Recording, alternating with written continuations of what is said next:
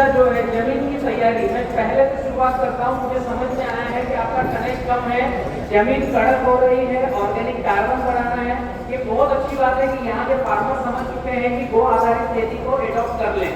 Organic carbon आप लोग भाटा शैली में ले रहे हो, मतलब ये बहुत ही अच्छी बात है कि आप उसको समझ पा रहे हो। कई सारी जगहों पर मैंने पाठशालाएं दी है, ऑर्गेनिक कार्बन की बात करते हैं तो इधर उधर घूम करके टीवी से निकलते हैं, डीएपी की बात होगी तो समझ में आती है। तो अब मुझे क्या फ्रीक्वेंसी मैच होगी कि मैं आप लोगों की भाषा शैली के लेवल की बात करूंगा। पता चला मैंने 1261 की बात करी, आपके माइंड में ऑर्गेनिक कार्बन चल रहा है, तो मुझे मैच करके आपके साथ चलना है। यस, काफी सारी चीजें मैंने देख ली है यहाँ पर कि आपको कनेक्ट चाहिए, उत्पादन चाहिए, जमीन कड़क हो रही है, कार्बन परसेंटेज कैसे बढ़ाएं, इसी पर हम चर्चा करते हैं। सबसे पहली बात, जमीन की तैयारी कैसे। अभी तक हम जमीन की तैयारी करते हैं, पल्टीपलो करते हैं, धूप खिलाते हैं, उसके बाद में हमें समझ में आता है, कहीं से हमारे पास जानकारी आई है कि हरी खाद बोना है।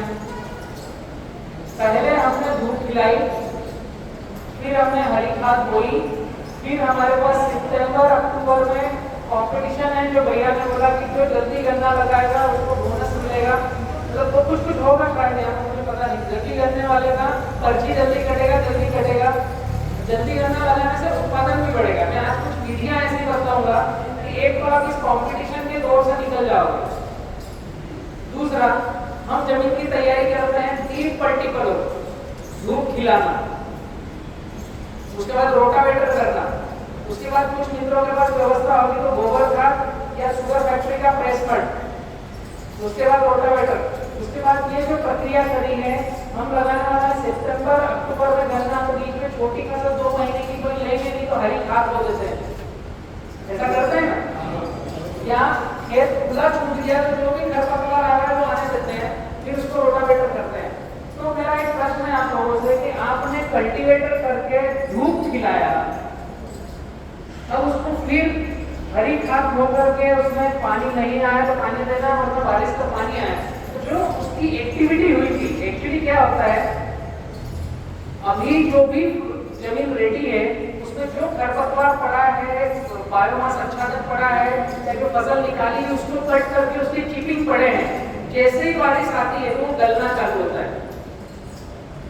तो गलता है तो उसके लाल पानी निकल के नीचे जाता है, तो ऊपर का सरफेस को हम कुछ कल्टीवेट करते रहते हैं, लेकिन 1 साल 2 साल में ये जो रसा नीचे जा रहा है, जो हम कल्टीपलो करते हैं तो ये ऊपर आता है। एक्चुअली हमें कल्टीपलो का बेनिफिट क्यों मिलता है, जो 1 से 2 साल का हम जो खेती कर रहे हैं, हम जो ऑर्गेनिक कार्बन, बायोमास, खेत की जो पुरानी फसल है उसके टुकड़े चिप्स जो वहीं पर फैलते हैं, बारिश होने से वो जो गलता है और वो गल के जो लाल पानी नीचे जाता है उसको बोलते हैं ह्यूमस। ये जो ह्यूमस जिस मिट्टी को टच करता है उस मिट्टी को देसी केचुआ खाने आता है। 1 से 1.5 फीट 2 फीट में जहां देसी केचुआ उसको एक्टिवेट करके खाता है, हम जब पल्टीपलो करते हैं तो ऊपर आ जाती है। ऊपर आती है तो उसको सब सरफेस पाइप का हमें बेनिफिट मिलता है अगली फसल में। इसके लिए बेनिफिट नहीं है कि हमने उसको काम दिला दिया, बेनिफिट इसके लिए है कि जो भी बैक्टीरियल कॉलोनी की एक्टिविटी थी, तो कुछ मित्र बैक्टीरिया है, कुछ शत्रु बैक्टीरिया है, जब हमने टीप जुताई करी तो उनकी एक्टिविटी क्रैक हो गई। जो भी हम केला लगा, यहाँ मैंने समझा है कि 2 साल केला लेते हैं, फिर 2 साल गन्ना लेते हैं, 2 साल केला लेते हैं, फिर 2 साल गन्ना लेते हैं, कुछ ऐसे अल्टीमेटली कर रहे हैं। कुछ फार्मर है जो दूसरी फसल पे जा रहे हैं, आई थिंक मैं सही बता रहा हूँ। तो जब केला हमने लिया 2 साल, तो साल भर तक उसमें पानी गया। केले की फसल ऐसी है कि हमें सबको पता है ज्यादा पानी, हेलो, एक्चुअल में वो गलत शब्द है, वो होना चाहिए ताजा पानी। जब हम केले की फसल में पहली क्रॉप लिया, हमने पानी कंटिन्यू चला रहे हैं, प्रतिदिन ड्रिप से पानी जाता है हर बॉल में, मैक्सिमम 1 दिन छोड़कर जाएगा, इससे ज्यादा गैप नहीं होगा ना। तो 365 दिन का 365 दिन पानी गया, दूसरी क्रॉप में पानी गया, तो जो सरफेस है वो नम, बैक्टीरियल एक्टिविटी, फंगाई, डिसीज, इनसे सबसे ग्रसित है। जब हम गन्ना लेते हैं तो हमें टीप बदलाव करना है, उसकी एक्टिविटी को तोड़ना है, बट इसके साथ साथ नीचे का सरफेस का मीडियम ऊपर आता है। इसके साथ साथ एक चीज का ध्यान रखना है, जमीन की तैयारी जब हम कर रहे हैं, जिस दिन हमने पल्टीपलो किया उस दिन ध्यान क्या रखना है, ये मैं प्रश्नों को आपको लेते जाऊंगा, जिनका प्रश्न छूट जाए वो मुझसे और प्रक्रिया में चर्चा कीजिए। पलटी पलव करने से आपकी जमीन की हाइट बढ़ती है। जैसे हमने पलटी पलव किया तो जो सरफेस जमीन है उससे कम 3 से 6 इंच की हाइट बढ़ेगी, जिसकी ब्लैक सॉइल है लगभग 6 से 8 इंच की हाइट बढ़ेगी। पलटी पलव करने के बाद में गर्मी में अगर हम देखते हैं तो बहुत सारे ब्लैक सॉइल या पीली मिट्टी है जिनको हम अगर 400-500 फीट दूरी से देखते हैं और धूप है तो वो जो पलट के ढेपा गया वो एकदम चिकना साइन करता है, चिकट रहता है। बहुत सारे मित्रों का ऐसा हो रहा है, होता है ना। वो जो चिकट साइन है वो चिकट क्यों है? तो ऐसा कभी लगता है कि चेहरा देख लेंगे क्या इतना शाइन रहता है। जिनके घर में इतना शाइन है वो समझ लो अपने खेत की मिट्टी का 8 pH से ऊपर है। अभी जमीन की तैयारी के साथ साथ मिट्टी की जांच को मैं कनेक्ट कर रहा हूँ, आप इसको ध्यान देना प्रॉपर। जो 6 इंच की हाइट बढ़ी है, जिस दिन हमने पलटी पलव किया, उदाहरण के लिए हमने 1 तारीख को पलटी पलव किया खेत में, अब हमें जाना है 8 दिन बाद, फिर 14 दिन बाद। एक 5 से 7 दिन तो हम रखते हैं ना एयर निकालने के लिए, तो 8 दिन बाद जाएंगे। ये जो 6 इंच की हाइट बढ़ी है, इस ढेपे की हाइट कम होगी। वो जो ढेपा है वो ऑटोमेटिक धीमे धीमे फंसता है, बैठता है। जूते पहन के जाना है। जब 8 दिन बाद की मैं जो प्रक्रिया बता रहा हूँ, मिट्टी को जानना है कि आपकी मिट्टी स्वस्थ है या नहीं। एक्चुअली 2 प्रक्रिया होती है खेत में खेती करने की, एक स्वस्थ मिट्टी, दूसरा जीवंत मिट्टी। पहले हम जाने स्वस्थ मिट्टी है कैसे और हमारे खेत की है क्या। ये कोई बाहर से आके नहीं बताएगा। हर फार्मर की खेत की मिट्टी की जांच उसको खुद को करना है, कोई लेबोरेटरी नहीं बताएगी। लेबोरेटरी मैक्सिमम वो आंकड़े देगी जो एवरेज आंकड़े हैं, वो आंकड़े देगी कि जो आपकी सॉइल टेस्ट आई और उस दिन वो जो बच्चा सही मूड में है जो जांच कर रहा है, पॉइंट समझने की कोशिश करना। मेरी भी सॉइल टेस्ट की लैब है, आप भी किसान में भी जांच करके भेज सकते हो, लेकिन उसमें भी शायद ऐसा होगा, पता नहीं। जो आपके सैंपल को जांच कर रहा है और उस बच्चे का मूड ठीक है क्या, तो घर से झगड़ा करके तो नहीं आया, तो आपकी जांच एकदम एक्यूरेट आएगी। तो उसको उस जो मिट्टी की जांच करने वाले तनख्वाह सही दे रहे हैं क्या, तो उसकी जांच नहीं आएगी। उसको आज कहीं जल्दी जाना है क्या, सब ठीक है, बट आज उसको जल्दी जाना है, तो आपकी जांच फटाफट हो जाएगी और रिपोर्ट बन के आ जाएगी। मिट्टी की जांच ऐसे ही होती है, जहां पैसे लेके कराओ। इसलिए घर पे कैसे करो वो मैं बता रहा हूँ। जमीन की तैयारी करते करते जब आप पलटी पलव करते हो, 8 दिन बाद खेत में जाते हो, तो जूता पहन के जाना है। खेत में चलते हुए देखना है क्या आपके पैर रखने में पैर फिसल रहे हैं या ढेपा फूट रहा है। 2 चीजें। जब पलटी पलव करने के बाद खेत में हम पैर रख रहे हैं तो पलव करेंगे तो ढेपा बड़ा आएगा, बड़ा ढेपा आएगा। जब हम पैर रख रहे हैं तो वो ढेपा फूट रहा है या धीरे से फिसल रहा है या हमारा पैर फिसल रहा है, इस पर गौर करना है। पैर फिसल रहा है 7.5 से ज्यादा pH है, ढेपा टूट नहीं रहा है, 8 तक है pH। ढेपा टूटने की तैयारी कर रहा है मतलब 7.5 से 7.25 pH है। पैर रखने से ढेपा फूट गया 6.5 pH है, आपकी मिट्टी स्वस्थ है। कॉन्सेप्ट समझ में आ रहा है? कहीं जांच कराने की आवश्यकता नहीं है। जो चिकट साइन आ रही है, दूर से साइन दिख रही है, मतलब 8 pH है। जिस दिन पलटी पलव करो उस दिन भी साइन दिखे तो मिट्टी को उठाओ, ऐसे अंगूठे और उंगली से प्रेस करो। मिट्टी उठा करके ऐसे प्रेस करना है। आपकी उंगली के जो फिंगरप्रिंट की ऐसी जो लाइनें हैं ना, इन लाइनों में मिट्टी फंस गई और निकल नहीं रही है, मतलब 8 pH है। मैं छोटे छोटे सूत्र दे रहा हूँ मिट्टी की जांच करने के, कहीं बाहर जाने की आवश्यकता नहीं है। मिट्टी लिया ऐसे मसला, अंगूठे के फिंगरप्रिंट आप दिखेंगे नहीं, अब उन दराजों में आपकी मिट्टी अटक गई है और आप निकाल रहे हो पर वो चिकट है, निकल नहीं रही है। इसका मतलब है कि मिट्टी के पार्टिकल पे फास्फोरस के, जिंक के, माइक्रोन्यूट्रिएंट्स के बैक्टीरिया इनबिल्ड हो गए, चिकट हो गए, उसका छाप बढ़ गया है। साधारण भाषा में हमारे खेत की मिट्टी का नमक बढ़ गया है, वो 8 pH तक चली गई। अभी मैं लूंगा सेशन में कि pH बढ़ता है तो क्या होता है। एक प्रक्रिया हो रहा है, खेत में जाना है, ढेपे को देखना है कितना बैठा, जितना पहले था उसको नापना है। अगर चेंज का है, जिस दिन प्रैक्टिकल किया, चेंज क्या है, 8 दिन बाद अगर वो 3 इंच का रहता है तो मिट्टी स्वस्थ है। 8 दिन के अंदर जितना चेंज का बढ़ा, अगर 1-2 इंच ही बचता है तो पीएच कम है, पूरा ही खुल गया, रेतीली मिट्टी, ढेपा बना ही नहीं। मतलब जो दोगे वो बह जाएगा, वहां टिकेगा नहीं। इसमें 2 प्रक्रिया होगी, आपको पता चलेगा आपकी मिट्टी पानी पकड़ने की क्षमता कितनी है, पानी लीच होने की क्षमता कितनी है, और जितना खाद दे रहे हो वो खाद कितना रुकेगा। हेलो, फर्टिलाइजर डालते हैं ना, तो फर्टिलाइजर डालने के बाद पीएच के साथ साथ मैं दूसरी चीज को करेक्ट कर रहा हूँ कि हमने खाद दिया, गन्ने का पौधा 1 फीट से ज्यादा नीचे रूट जाएगी नहीं। हमने जो खाद दिया वो 6 इंच की लेयर पर मैक्सिमम रहना चाहिए, थोड़ा बहुत हो जाएगा 8 इंच से 12 इंच तो चलेगा, इससे नीचे गया मतलब हमारा पैसा बचे जो। तो जो मिट्टी 6 इंच की हाइट की है, 8 से 12 दिन के बाद वो वापस फ्लैट हो गई, मतलब आपका खाद नीचे जा रहा है। मतलब आपको ऐसी जमीन में ड्रिप इरिगेशन से खेती करना चाहिए। पॉइंटों को समझने की कोशिश करना, मैं समावेश कर रहा हूँ। फिर इस तरह की जमीन में अगर हम फ्लड इरिगेशन की खेती कर रहे हैं तो पानी ज्यादा लगेगा, समय पर पानी हम दे नहीं पाएंगे, गर्मी में पानी जल्दी मांगेगी, और हम जो फर्टिलाइजेशन करेंगे वो हमेशा लीच होकर के नीचे जाता रहेगा, ऊपर की कक्षा में नहीं रहेगा, जहां मेरे गन्ने के पौधे, मेरे गन्ने की जड़ों को जहां फर्टिलाइजेशन की आवश्यकता है। कॉन्सेप्ट समझ में आया? जिनकी मिट्टी खेत में जाने के बाद, एक और ट्रायल है, 12 दिन के बाद ढेपा जो दिख रहा है, जूते पहन के जाना है, किक मारना है ढेपे को, पूरा ढेपा डिसॉल्व हो गया, 6.5 से 7 पीएच, ढेपा खुद ही नीचे बैठा हुआ रहेगा। किक धीरे से मारना है, जिनको दूर से शाइन दिख रहा है, ढेपा बैठा है, उन्होंने समझ लेना कि पैर टूटने वाला है। जिनका कड़क मिट्टी है, किक मारोगे पैर वापस आएगा, 8 पीएच है। ये छोटे से सूत्र है।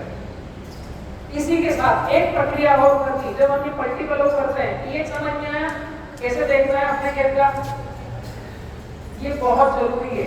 6.5 से 7 तक हो, पल्टीपल करने के बाद 8 से 10 दिन में वो मिट्टी थोड़ी नीचे बैठनी चाहिए, 50% तक, 50% तक, मतलब आपकी मिट्टी स्वस्थ है। अभी जीवन की बात मैंने करी नहीं, जीवन पे गिरा हुआ। ऑर्गेनिक कार्बन चेक करना है हमें, मिट्टी की तैयारी करते करते ये प्रक्रिया होगी, ये आपको खुद को करना है।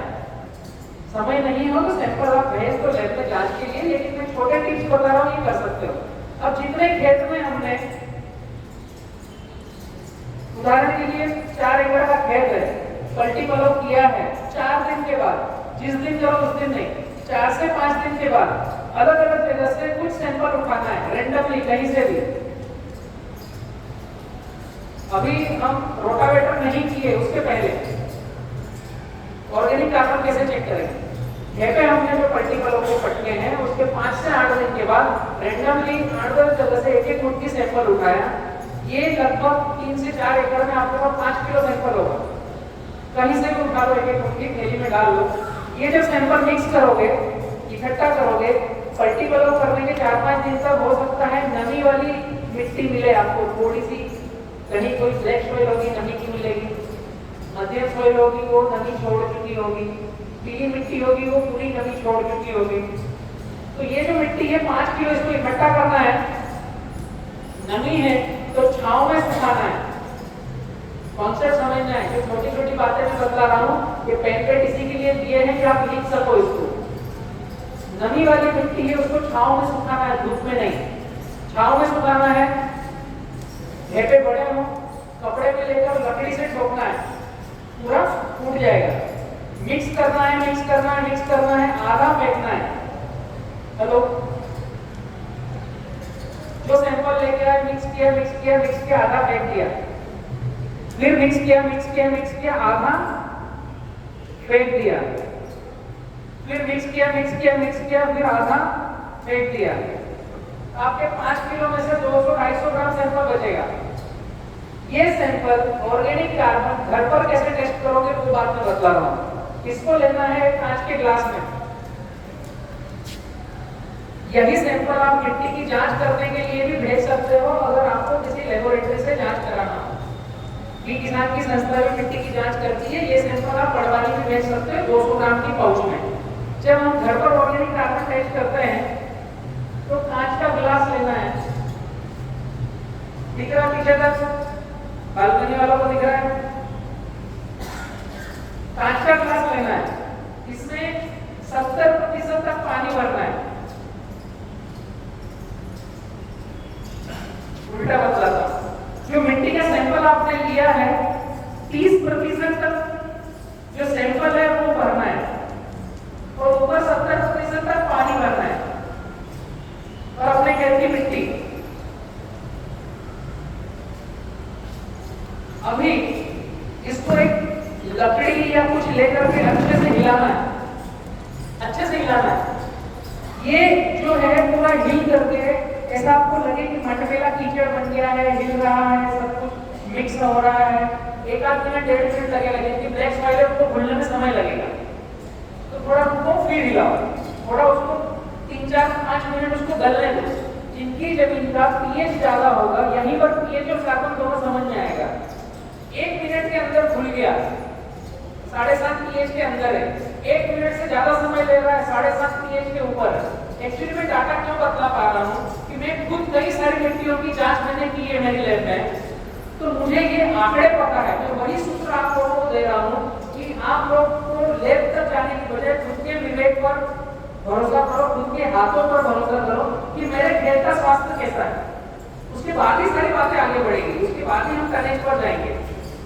तो जब इस सैंपल को घोड़ोगे, क्योंकि ब्लैक सॉइल है, हो सकता है 1.5-2 मिनट लगे, इकट्ठ सॉइल होगी 8 पीएच का समय लेगा। जब ये घुल जाए उसके बाद 20 से 30 मिनट गिलास को छोड़ दो, घुलने के 20 मिनट तक उस गिलास को छोड़ दो, फिर टच नहीं कर, मिलाने के बाद घुलने पर। अभी क्या दिखेगा, जब 20 मिनट के बाद देखेंगे कांच के गिलास को, तो यहाँ पर दिखेंगे बड़े कंकर पत्थर, जो ककड़ी होगी, जो ठोस पदार्थ होगा वो यहाँ दिखेगा। यहाँ पर दिखेगा कीचड़, कंकर पत्थर के ऊपर कीचड़, यहां दिखेगा मटमेला पानी। हल्का सा कि ध्यान से देखो तो अंदर दूसरी तरफ नजर जाए ना जाए, लाइट आए ना आए। यहां पर दिखेगा क्लीन पानी, दूसरी तरफ की कुछ चीजें दिख जाए, ऐसा कुछ सेट बनेगा। नीचे कंकर पत्थर, कीचड़, मटमेला पानी, क्लीन पानी। सबसे ऊपर आपको दिखेगा कुछ तैरता हुआ, कुछ काला, कुछ तैरता हुआ दिखे। इसमें अगर आपको प्लास्टिक दिख रहा है तो चिमटी से निकाल लो बिना ग्लास को हिलाए। इसमें अगर ऊपर तैरता हुआ प्लास्टिक दिख रहा है तो चिमटी से निकाल लो। अब आपको लेना है स्केल, फीट। ऑर्गेनिक कार्बन कितना है आपके खेत में, क्या प्रतिशत है, इससे लगाना है स्केल। यहाँ पर लगाया आपने फीट। अब मैं दे रहा हूं उदाहरण की ये जो लाइन है हमारी 100 सेंटीमीटर की है, यहां से यहां तक की ये जो पानी भरण है ये 100 सेंटीमीटर है। आपका कुछ भी हो सकता है गिलास का। अब उस 100 सेंटीमीटर में आपका ये जो काला कचरा है ये कितना है? ये जो काला कचरा 0.5 सेंटीमीटर हो सकता है, या उसमें भी जो भाग आते हैं छोटे छोटे पार्टीशन, या 1 सेंटीमीटर हो सकता है। 100 सेंटीमीटर का उदाहरण हमने लिया, इसमें ये अगर आधा सेंटीमीटर है तो आपका ऑर्गेनिक कार्बन 0.5% है। अगर ये 0.75 है तो आपका ऑर्गेनिक कार्बन 0.575 है। आपका ये 1 से 1.5% तक है, 1 से 1.5 सेंटीमीटर है, तो आपके खेत का ऑर्गेनिक कार्बन 1 सेंटीमीटर मतलब 1%। जब आपका स्केल 100 सेंटीमीटर का हो, अगर 50 सेंटीमीटर का हो तो आपका कैलकुलेटर का कैलकुलेशन चेंज है। मिट्टी की तैयारी, जमीन की तैयारी करते समय ये बहुत ही आवश्यक प्रक्रिया है। आपको पता होना चाहिए आपकी सॉइल की हेल्थ कैसी है, पीएच क्या है और ऑर्गेनिक कार्बन क्या है। ये छोटी सी बात है। राम राम। ये प्रक्रिया अगर हमने समझ ली तो अब यहां से काम चालू होता है, हम किसी भी एग्रोनॉमिस्ट से बातचीत कैसे करेंगे, समझ में आ रहा है। अब हमने ये प्रक्रिया कर ली, हम जान गए कि मेरे खेत का ऑर्गेनिक कार्बन क्या है, मेरे खेत का पीएच क्या है, समझ में आया, कर लोगे? यस। अब हम जिस एग्रोनॉमिस्ट को अच्छा मानते हैं उससे हम बात करेंगे तो बता पाएंगे कि मेरी जमीन का 6.5 पीएच है, 0.5% कार्बन है, मुझे इस साल जो खेती करूं उसमें पीएच इतना ही रहना चाहिए 6.5, क्योंकि पौधा 6.5 के ऊपर खाद उठाता कम है, 6.5 से 7 तक की, ये पता है ना आपको पीएच। सेकेंडली हाइड्रोजन, नमक, क्षार 6.5 से 7 तक होता है तो पौधा भोजन अच्छे से अपटेक करता है, 7 के ऊपर कुछ न्यूट्रिशन अपटेक नहीं होते, 6.5 के अंदर कुछ न्यूट्रिशन अपटेक नहीं होता, ये सेंटर लाइन है जो एग्रोनॉमिस्टों ने शोध करी है। NPK, calcium, magnesium, sulphur, zinc, iron, copper, cobalt, molybdenum, 17 nutrition की जो खोज करी है, उनको अगर पौधे को अपटेक कराना है तो 6.5 से 7, 1% से ऊपर ऑर्गेनिक कार्बन, 1% से ऊपर, 5 रहा बहुत अच्छा, 5 रहा बहुत अच्छा। अभी हमारे पास जितनी यूनिवर्सिटियां हैं सब ने एक चर्चा कर रखी, 0.5 मतलब ठीक, 1 मतलब अच्छा हो गया, इसके आगे कोई सेंटेंस नहीं।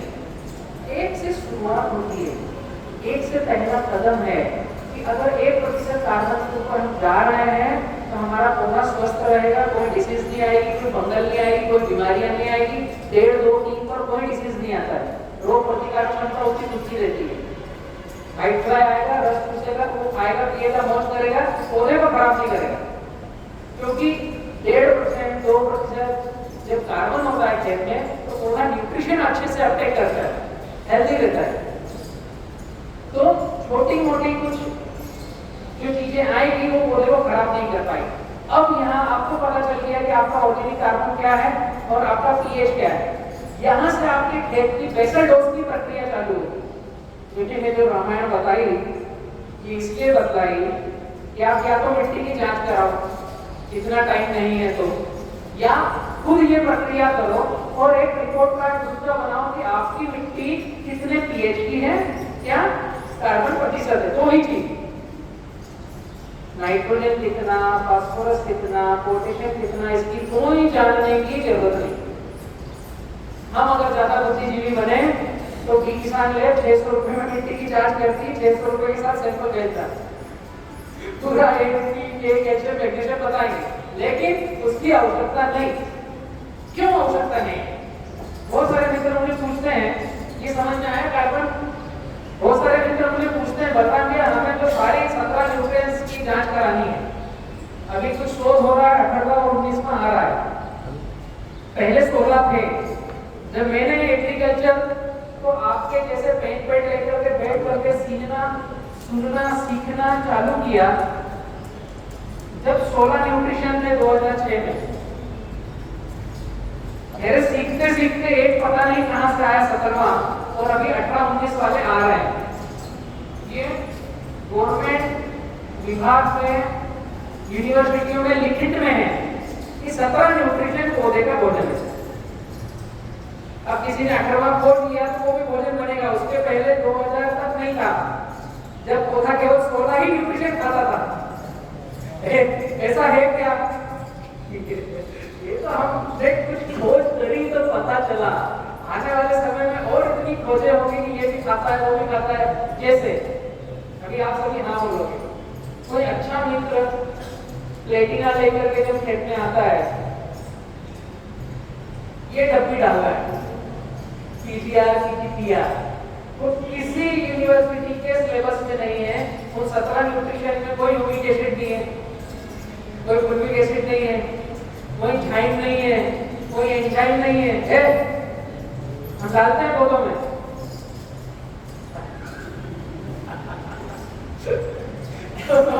ये भी उनके प्रकार बन चुके हैं।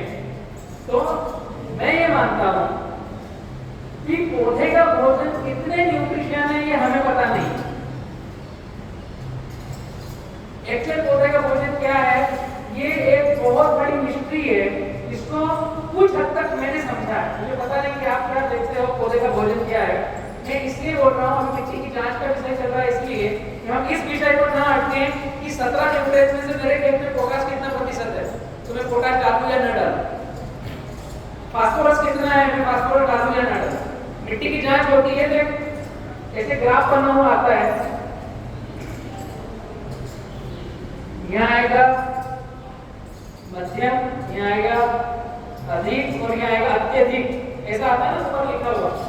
यहाँ कुछ आंकड़ा होगा, यहाँ कुछ आंकड़ा होगा, यहाँ कुछ आंकड़ा होगा, तो यहाँ जो आया तो किसी में अधिक में टिक होगी, किसी में मध्यम में टिक होगी, किसी में अत्यधिक में टिक होगी। तो सारे कृषि वैज्ञानिक जो पीएचडी होल्डर है, मेरे भाई मेरे मित्र, वो क्या चर्चा करते हैं, और जो सॉइल हेल्थ कार्ड बनाने वाली जो लैब है वो आपको रिकमेंड क्या करेगी अगर आपने जांच करे, यहाँ पर द्वंद्व फंसेगा। जैसे आपके खेत में पोटाश आया कि 800 केजी प्रति हेक्टेयर, तो वो अत्यधिक पर टच करेगा। एक हेक्टेयर में 800 केजी, एक एकड़ में 800 केजी, एक बीघा में 800 केजी आ गया तो अत्यधिक पर टिच करेगा। अब हमारे दिमाग में क्या है, अत्यधिक मतलब मेरे खेत में पोटाश है, तो अब मुझे डालने की जरूरत नहीं। यही सभी कहते हैं ना इकोनॉमिक्स से, आपकी जमीन में क्या है वो मत डालो, जो नहीं है उसको डालो। हो सकता है किसी की जमीन जो लीच करने वाली हो उसमें एन निकल के आएगा 150, पी निकल के आएगा 75, ऐसा कुछ भी निकल के आ सकता है। मैं पोटाश का आंकड़ा पढ़ता हूँ। आप लोगों को एक मैं बात बता दूं, गूगल करोगे मिलेगा आपको। मिसिसिपी यूनिवर्सिटी के एक प्रोफेसर है, प्रोफेसर डॉक्टर बॉब थॉमसन। उनका जीवन पूरा पोटाश को रिसर्च करने पर बीता है, और पोटाश में उन्होंने ये पाया है कि जो आप सॉइल टेस्ट रिपोर्ट में से पोटाश लाते हो, मैं एक का उदाहरण दे रहा हूँ, ऐसे सभी खाद का रहता है। जो सॉइल टेस्ट रिपोर्ट में पोटाश का आपका आंकड़ा आया, उसमें 92% पोटाश अनअवेलेबल फॉर्म में है। उस आदमी का जीवन केवल पोटाश पर शोध करने पर बीता है। मायामी यूनिवर्सिटी का एक डॉक्टर है, प्रोफेसर डॉक्टर बॉब थॉमसन, उनका ये रिसर्च पेपर है। 800 केजी अगर आया है तो 92 को माइनस कर दो, अभी कितना बचा? कैलकुलेटर चलाओ, मेरी गणित बहुत कम है। सॉरी, लगभग 80 केजी है ना, 80 से कम बचेगा, 64 ऐसा कुछ बचेगा, 64 है ना। 800 केजी तो जीरो हो गया, ऐसा अगर पेपर को हम मानते हैं। इसके बाद में 6% ऐसा है जो स्लोली अवेलेबल है, अभी 2% बचता है जो रेडिली अवेलेबल है। अब मैं जितने प्रवचन दे रहा हूं ना, इसमें ऑर्गेनिक, गो आधारित, रासायनिक कोई मैच नहीं है, मैं कुछ तथ्यों को रख रहा हूं। हम खेती कैसे करेंगे उस पर बाद में जाएंगे। 2% ऐसा है जो रेडी अवेलेबल है, जो आपकी जांच में आया है। तो 8 दूनी 16, कितना हुआ? 16 केजी ऐसा है जो आपके पौधे उगाएंगे 1 बीघा में से। अभी 1 एकड़ में जो गन्ने का रिसर्च पेपर कहता है कि 1 एकड़ का 43,560 स्क्वायर फीट भूमि है, तो उसमें 43,560 गन्ने होना चाहिए, तल्ले। 1 स्क्वायर फीट में 1 तल्ला होना चाहिए। बीघा में हमारा 27,000 स्क्वायर फीट है, तो 27,000 तल्ले होना चाहिए, तो वो उत्पादन अच्छा देगा। अब मैं बात कर रहा हूँ कि 1 बीघा में 27,000 तल्ले हैं, इन 27,000 तल्लों को 16 किलो खाद कितना लगेगा? एक मिनट मोबाइल निकालो, थोड़ा कैलकुलेट करो। हेलो प्लीज, 16 भागी 27,000 लगाओ। 16, क्योंकि 16 किलो है ना, 16 किलो बटेगा, तो 16 भागी 27,000 0.0005। ओके, तो 0.0005 अभी अगर हम 800 केजी को मानते हैं, जो लिखा है अत्यधिक खाद है, तो उसके आधार पर मेरे एक कल्ले को मिलेगा 0.0005। इसका मतलब तो पौधा खत्म। एक बार जीवन में एक बार वो लेगा खुशबू, शायद खुशबू में भी उसके अंतर तक जाएगा नहीं जाएगा पता नहीं। कॉन्सेप्ट समझ में आ रहा है? मैं कहां टच करने की कोशिश कर रहा हूं? हाँ, मिट्टी की जांच कराने पर अगर ये आता है तो हमें कॉन्सेंट्रेशनली कहां ध्यान देना है? इसको पूरा पौधे को कैसे खिला दूं? ये जो 800 केजी आया, क्या करूं कि मेरा पौधा खा ले? ये नहीं कि मैं डालना बंद कर दूं। दोनों प्रक्रियाओं में चेंज है। समझ में आया? मिट्टी की जांच ऐसा एक कोई जलेबी, एक तो होती जलेबी, एक होती इमरती। तो मिट्टी की जांच करो वो इमरती है। ऐसे 2 बार कुंडली आती है, फिर छोटी छोटी आती है। इमरती में से छोटी छोटी आती है, बहुत बड़ी जलेबी है, उसको ध्यान से समझना पड़ेगा वरना हमारी खेती खराब होगी। किसान पाठशाला 2006 से 23 तक जो चल रहा है ना, बस इन छोटी छोटी चीजों को पकड़ने की कोशिश कर रहा है कि हम जो प्रक्रिया से गुजर रहे हैं, कहीं वो प्रक्रियाएं तो गलत नहीं है। मैंने 2008 में दैनिक भास्कर के कार्टूनिस्ट है लहरी, उनका कार्टून देखा और उनकी फोटो मेरी ऑफिस में आज लगी हुई है।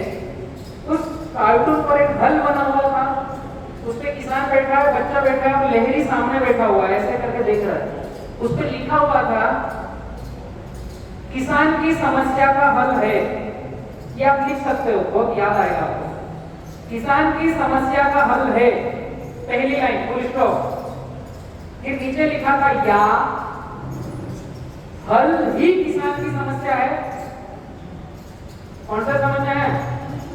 मिट्टी की जांच कराना है, जो आया वो नहीं डालना है, जो नहीं आया वो डालना है। ये क्या हुआ? किसान की समस्या है। ये एक हमारा तरीका, हमने देखा कि बहुत सारा खाद आया, बहुत सारा खाद नहीं आया। अब हमें यूनिवर्सिटियां, एग्रोनॉमिस्ट, आज का समाज परामर्श ये कह रहा है कि ये प्रक्रिया करो, मिट्टी की जांच करो, आपके खेत का आपको एनालिसिस पता चलेगा। तो हमने पता किया और जो आया वो नहीं डाला, जो नहीं आया वो डाला। आपकी समस्या का हल है। हल क्या दिया? मिट्टी की जांच करो। ऐसा तो नहीं वो हल ही समस्या है।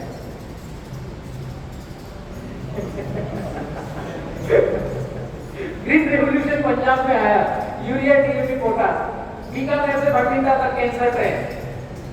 कॉन्सेप्ट समझ में आ रहा है? हल ही किसान की समस्या है क्या? इसको पकड़ने की कोशिश करना पड़ेगा।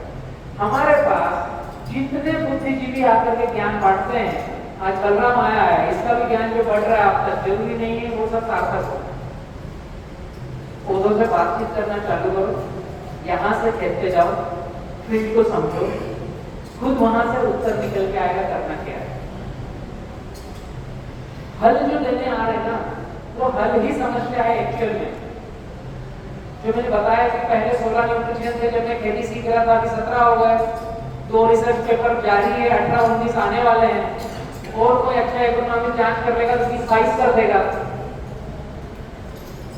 तो जिन्होंने 90 में खेती करी उनके लिए तो 7 ही न्यूट्रिशन थे, जब पौधा 7 ही भोजन उठाता था, आज 17 उठा रहा है।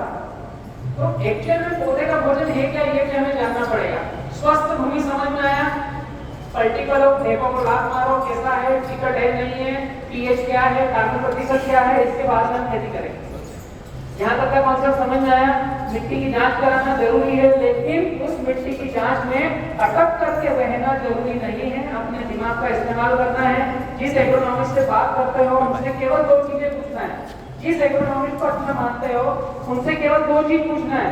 मेरी जमीन का पीएच जो आपका आया हो, उदाहरण के लिए 7.5 आया है, मैं गन्ना लगा रहा हूँ, इस विधि से करो कि ये कम होगा, मुझे 6.5 चाहिए। यही प्रश्न से बातचीत चालू करो। ये मत चालू करो कि डीएपी कितना डालूं। मेरी जमीन में गन्ना में बो रहा हूं, इसका पीएच 7.5 है, 8 है, 7.25 है, जो भी आया, इसमें 6.5 रहना चाहिए। कौन सी विधि से खेती करो ये 6.5 होगा। 6.5 होगा, अपना आप पौधा उत्पादन देगा। मेरी जमीन का कार्बन प्रतिशत 0.75 है, क्या करूं कि ये 1.5 हो? प्रश्न ऐसे पूछना एग्रोनॉमिस्ट को, मेरी खेती में क्या करूं कि 1.5 हो? ऑटोमेटिक आपका अच्छा धन आएगा, गुड़ गोबर गोमूत्र आएगा, गो कल्चर आएगा, अपने आप आएगा। वो एग्रोनॉमिस्ट ही मतलब सोचेगा इसको जवाब क्या दूं, कार्बन प्रतिशत बढ़ाना के इसमें पूछा ही नहीं, डीएपी कितना डालना, ह्यूमिक एसिड कितना डालना, ये पूछा ही नहीं इसमें। स्प्रे में कौन सा टॉनिक लेना, ये पूछा ही नहीं इसमें। इसने क्या पूछा, कार्बन प्रतिशत कैसे बढ़ाओ? अभी ये ऑटोमेटिक उत्पादन बढ़ेगा। मिट्टी की तैयारी जांच। अभी ये प्रक्रिया अगर आप गन्ना लगा रहे हो, इस प्रक्रिया को साल में कम से कम 3 से 4 बार करना चाहिए। जो साल भर की फसल है उसमें पीएच और कार्बन की टेस्टिंग आपकी कम से कम 3 से 4 बार होनी चाहिए। गन्ना हो या केला हो, जो भी साल भर की फसल है, कुछ भी अदरक लगाते हैं, यहाँ पर महेश जी अदरक लगाते हैं, तो जो प्रक्रिया है आप जो खेती कर रहे हो 1 साल की, उसमें कम से कम 3-3 महीने में आपको पता होना चाहिए पीएच क्या है, कार्बन प्रतिशत क्या है। उससे ये मालूम होगा कि हम जिस विधि से खेती कर रहे हैं उससे पीएच बढ़ रहा है या घट रहा है या वही है। केवल पीएच की जांच, गीली जमीन में मिट्टी को लाकर घर सुखा लो, फिर जांच करा लो, गीली की जांच होगी। हम जांच कराते हैं गर्मी में, मई में पलटी पलो करने के बाद, सूर्य 40 डिग्री टेम्परेचर पर उस ढेपे को 50 डिग्री का बना रहा है, उसमें बैक्टीरियल कॉलोनी नष्ट हो गई है, हवा से कुछ चीजें उड़ गई है, कुछ चीजें ड्रेन हो गई है, कुछ चटक गया है, उस समय हम मिट्टी की जांच कराते हैं। गर्मी में कराते हो ना? अभी मैं जो प्रक्रिया बता रहा हूं आपको समझ में आ रहा है, गलत प्रक्रिया है। पलटी पलो किया, 15-20 दिन धूप खाया, बहुत कड़क गर्म तप गई है जमीन, उस समय उस भट्टी वाली जमीन को हम मिट्टी की जांच के लिए भेजते हैं सैंपल को। वो समझ गलत है मिट्टी की जांच कराने का। हमारा पौधा खड़ा है, उसकी रूट डेवलपमेंट जहां तक गई है, उस जगह पर हमारे खेत का पानी और हमारे खेत की मिट्टी का जो मिलन हो रहा है, उस कीचड़, उस मॉइस्चर की सैंपलिंग लेकर के सुखा करके मिट्टी की जांच करना चाहिए। हम मिट्टी की जांच करते हैं पलो, पट्टी पलो कराने के बाद साल में 1 बार गर्मी में, सबसे गलत प्रक्रिया। मिट्टी की जांच की प्रक्रिया होनी चाहिए, मिट्टी की जांच की प्रक्रिया होनी चाहिए फसल लगाने से पहले, महीना कोई सा भी, फसल लगाने से पहले, फसल लगने के 3 महीने बाद, 3 महीने बाद, 3 महीने बाद, फसल कटने के बाद, ये मिट्टी की जांच की प्रक्रिया होनी चाहिए। और मिट्टी की जांच की प्रक्रिया में कार्बन और पीएच दो ही चीज जानना चाहिए, जिससे हम हमारी खेती को किस तरीके से स्वस्थता में लेकर के जाएं। इसके अलावा अंदाज पंचे दामोदर खेती होगी जो अभी तक हम कर रहे हैं। एग्जैक्ट खेती करना है तो एग्जैक्ट हमें लक्ष्य पर जाना पड़ेगा कि मैं क्या करूं, इधर उधर पूछने की बजाय खुद का विवेक इस्तेमाल करना है। कॉन्सेप्ट समझ में आया? जमीन की तैयारी, एयर निकालना है, पलटी पलो करना है। केला लगा रहे हो तो बहुत सारा प्लेसमेंट डालो, गन्ना लगा रहे हो तो प्लेसमेंट के साथ गोबर डालो। बेसल डोज में बताना चाह रहा हूं अभी, यहां तक समझ में आया? कुछ प्रश्न बन रहे हो तो लिखो, सेशन खत्म होने पर लेंगे। अभी बेसल डोज क्या डालें, हमने जांच करा ली, पता चला हमारी जमीन का 0.5 पीएच आया है, सॉरी 0.5 कार्बन आया है और 8 पीएच आया है। चिकट है, हाथ में चिपक रही है, 8 पीएच है तो जिप्सम 1 एकड़ पे 2 टन डालना है। लिखो 8 पीएच है तो 1 एकड़ पे 2 टन जिप्सम डालना है। जिप्सम कोई भी रासायनिक खाद नहीं है, ये खदानों की मिट्टी है, इससे कहीं किसी का रिलेशन नहीं है कि हमने कोई रसायन या पेस्टिसाइड डाल दिया। 2 टन बीघा पर 1 टन, 1 बीघा पर अगर 8 पीएच है तो 1 टन जिप्सम डालना है। अभी हमारा ऑर्गेनिक कार्बन प्रतिशत जिसका 0.5 आया है तो 5 ट्रॉली गोबर या प्रेसमड गोबर मिक्स, अब बीघा पे आपका आ जाएगा 3 ट्रॉली। 1 बीघा पर 3 ट्रॉली गोबर या 1 ट्रॉली प्रेसमड, 2 ट्रॉली गोबर, इसे मिक्स भी डाल सकते हो गन्ने के किसानों के लिए। 0.5 पीएच कार्बन प्रतिशत है, 0.7 या 8 है 1.5 ट्रॉली, 0. खत्म हो गया, एक कार्बन प्रतिशत है तो एक ट्रॉली मिनिमम, 1 बीघा पर एक ट्रॉली बायोमास डालना है। वो गोबर हो सकता है, वो प्रेसमड हो सकता है। जिप्सम और प्रेसमड बेसल डोज में केवल ये 2 ही चीज जाएगी, इसके अलावा कुछ नहीं डालोगे तो भी खेती बहुत अच्छी पकेगी और डालने की आवश्यकता नहीं है। पर ये पता करो कि पीएच क्या है, कार्बन क्या है, उसके मुताबिक अगर आपका पीएच 7.5 है तो 1 बीघा में 1 टन की बजाय 1 टन मतलब 1000 केजी 750 केजी डालना है। 7.5 पीएच है, 750 केजी डालना है। 1 बीघा की बात कर रहा हूं। अगर आपका 7 पीएच है तो 500 केजी जिप्सम डालना है। काली मिट्टी में अनिवार्य है, बहुत सारी यहाँ काली मिट्टी है, जिप्सम अनिवार्य है, काली मिट्टी में जिप्सम डालना। जिप्सम के अंदर कैल्शियम और सल्फर आता है। ज्यादा बारिश होगी तो काम करेगा, कम बारिश होगी तो काम करेगा। कैल्शियम और सल्फर 2 चीजों से लिंकिंग है। अभी कल एक मित्र मुझे पूछ रहे थे कि हम 2 आधारित खेती करते हैं, उसमें फास्फोरस कैसे देना है। कौन पूछ रहा था? हाँ, केम वाले भैया पूछ रहे थे कि 2 आधारित खेती करना है। सॉरी, पौधा लगाने से पहले जमीन की तैयारी कर रहे हैं, जब पलटी पलव करने के बाद में जब हम एक बार कल्टीवेटर कर दें, पलटी पलव करने के साथ साथ नहीं, पलटी पलव करने पर एक बार ढेपे तोड़ दें, नागरटी करेंगे रोटावेटर के पहले, जिप्सम और गोबर साथ में चलेगा, बारिश के पहले भी चलेगा। एक मित्र पूछ रहे थे कि फास्फोरस हमारी जमीन में डेफिशिएंसी आ रही है, हम ऑर्गेनिक खेती कर रहे हैं, 2 आधारित खेती कर रहे हैं, तो फास्फोरस की पूर्ति के लिए क्या करें। जब हम सल्फर और कैल्शियम खेत में डालेंगे तो फास्फोरस से लिंकिंग है, कैल्शियम लिंकिंग है पोटास से और सल्फर लिंकिंग है फास्फोरस से, और फास्फोरस के साथ मैग्नीशियम भी लिंकिंग होता है। आपकी जमीन में सफिशिएंट मात्रा में कैल्शियम है तो पोटास अपटेक होगा। वो थोड़ा थंब रूल बता रहा हूं मैं, इस थंब रूल के अलावा खेती नहीं करना चाहिए।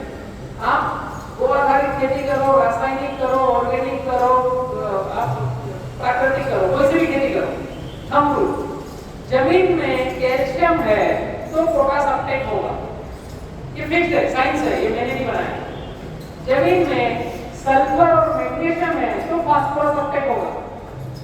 अब हमने फास्फोरस रिलीज करने वाले पेड़ पौधे लगाए हैं अंतर्वर्ती फसल में, क्योंकि हम 2 आधारित फसल कर रहे हैं और मेन फसल भी लगाई है, और हम मूल गोबर गोमूत्र हर 15 दिन में डाल रहे हैं। बट हमारी जमीन में सल्फर नहीं है, तो पूरा फास्फोरस जड़ों से दे रहा है, सब कुछ कर रहा है, लेकिन पूरा अपटेक नहीं कर रहा, तो कॉम्बिनेशन नहीं मैच हो रहा है। समझ में आ रहा है? तो जिप्सम डालना हम कोई से भी फार्मिंग करें इसलिए जरूरी है कि उसमें कैल्शियम और सल्फर दोनों जाता है। ये खदानों की मिट्टी है, कोई केमिकल बनाया हुआ नहीं है, इससे जमीन का नुकसान होता नहीं, ये स्वस्थ मिट्टी में परिभाषित होगा। ठीक है, डालना कब है? जब हम नागरटी कर रहे हैं, लास्ट रोटावेटर कर रहे हैं, उसके पहले बारिश हो रही है, उसके पहले हमारे खेत में ट्रैक्टर नहीं जाएगा, तो आप ये बारिश के जस्ट पहले डाल सकते हो, रोटावेटर करके छोड़ सकते हो। पलटी पलव करने के बाद में डालोगे तो गहरा नीचे चले जाएगा, उसमें ऊपर रहना चाहिए 6 इंच की लेयर पर। तो बेसल डोज में आपका आएगा ऑर्गेनिक कार्बन आपने डाला और जिप्सम डाला, ओनली 2 चीज। ठीक है, बेसल डोज का समझ में आया, सॉइल टेस्टिंग समझ में आया, इसके आगे की प्रक्रिया करें।